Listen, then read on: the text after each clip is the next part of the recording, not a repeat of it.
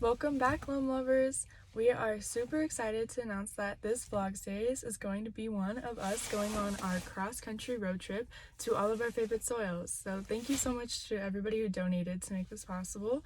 Our first destination is Zion National Park in Utah, where my favorite soil is located, the Loam Soil Series, and I can't wait to share it with you guys.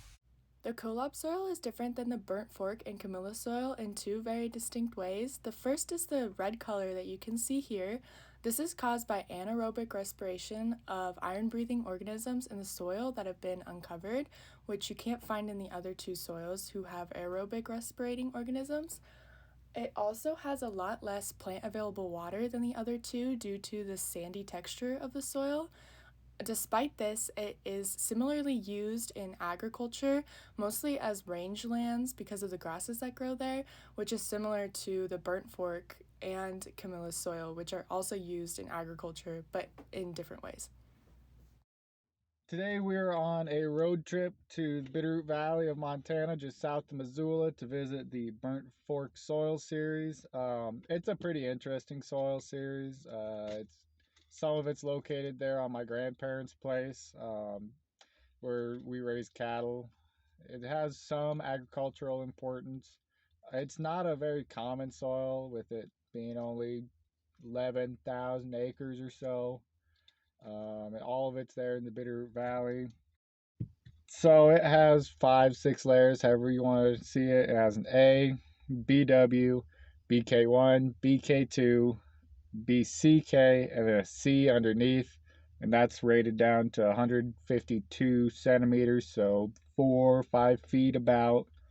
Not a lot of rocks in it, especially in the upper layers.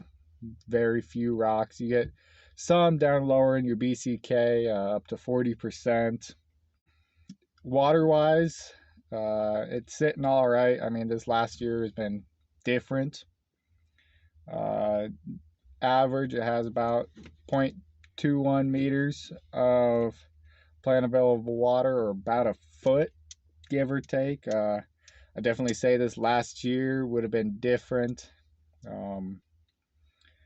But this particular patch of soil that I looked at is actually irrigated quite well. It comes out of irrigation canal that Marcus Daly built about 100 years ago. And we didn't have any problems, but I know a lot of other people did. So yeah, it's a little bit about the Burnt Fork Soil Series. Next, I believe we're heading to New York, and we'll let Jackson talk more about that. Have a nice day. Now arrived in New York at the Camilla series soil, which is part of the typic Eutrudeps family, and it's a silty loam soil that is primarily used as farmland, even though it's best suited for forestry. And it differs from the burnt fork and Kolob soils because it has a surplus year-round compared to their soils, which are a lot drier, and the burnt fork, which has surplus part of the year when the snow melts, but the Kolob does not have surplus at all throughout the year because of how dry it is. From the name typic Eutrudeps, we can tell that it is an inceptisol, meaning that it's a younger soil, and that it's also a eutic soil. Well, that concludes our trip to all of our favorite soils across the country. We are so glad you guys could join us through our vlogs, and catch us next time on Loam Lovers.